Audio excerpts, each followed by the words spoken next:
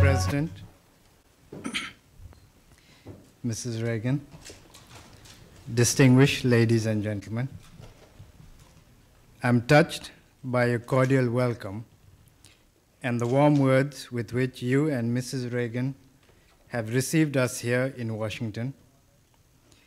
We're equally honored by the generous remarks you, Mr. President, have just made about my country and people.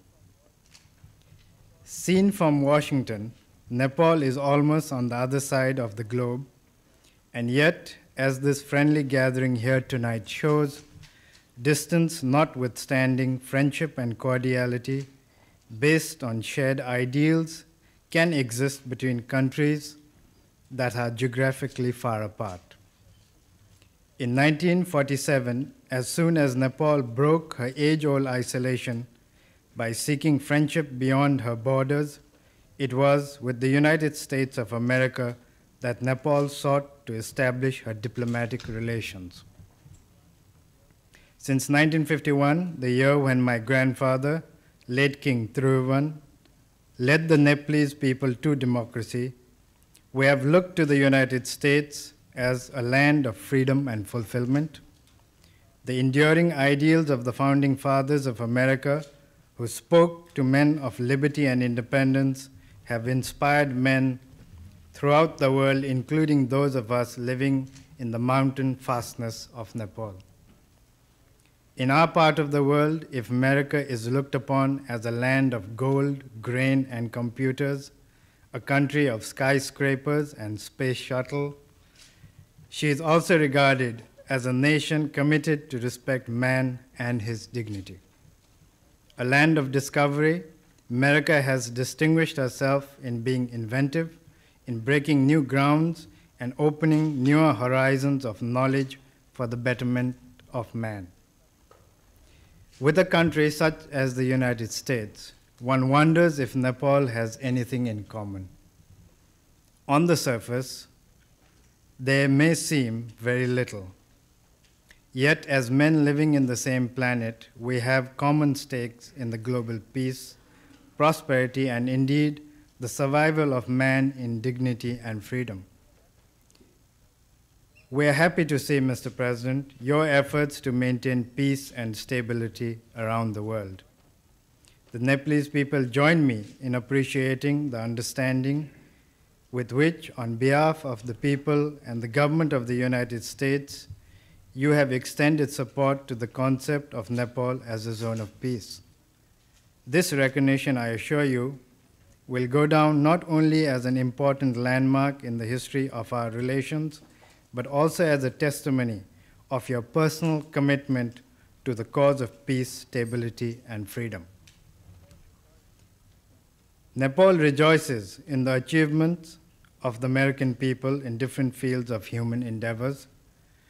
The initiative and enterprise of your people are exemplary.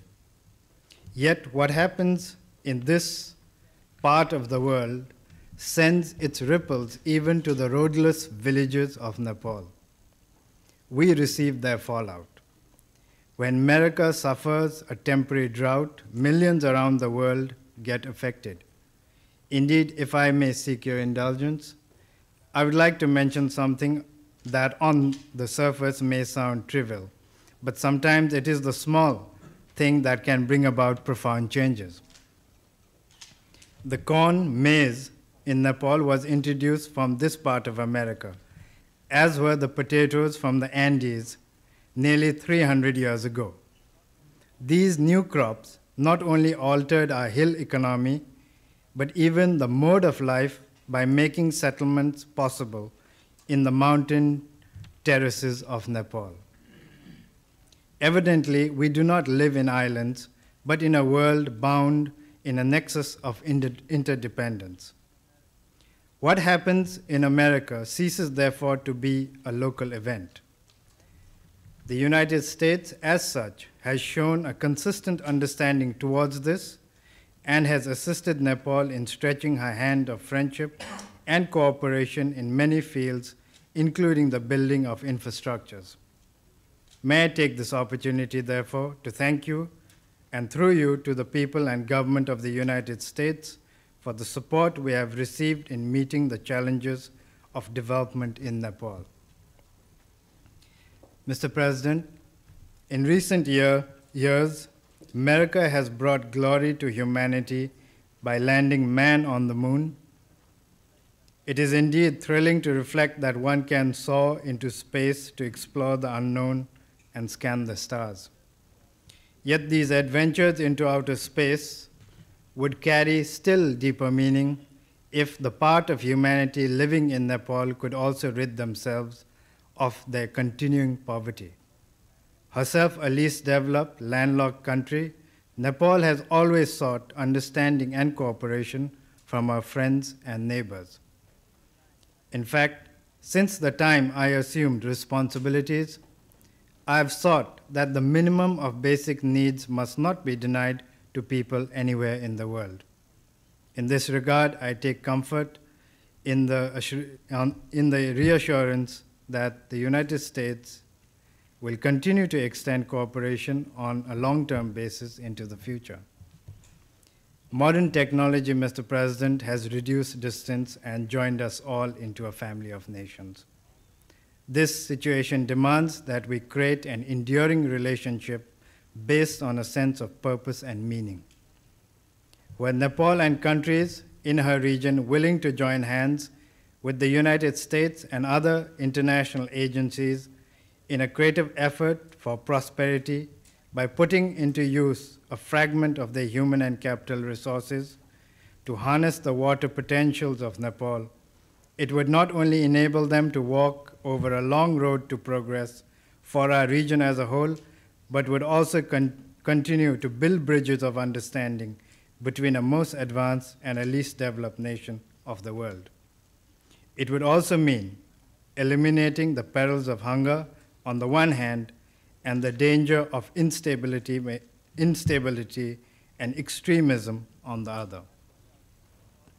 I have no doubt that Nepal and the United States can cooperate in many fields of creative endeavors.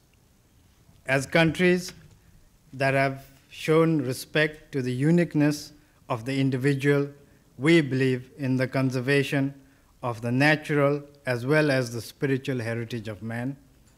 But most important of all, we both honor the freedom of man and the independence of nations. In this regard, we appreciate the support the United States has shown consistently to our identity as a nation.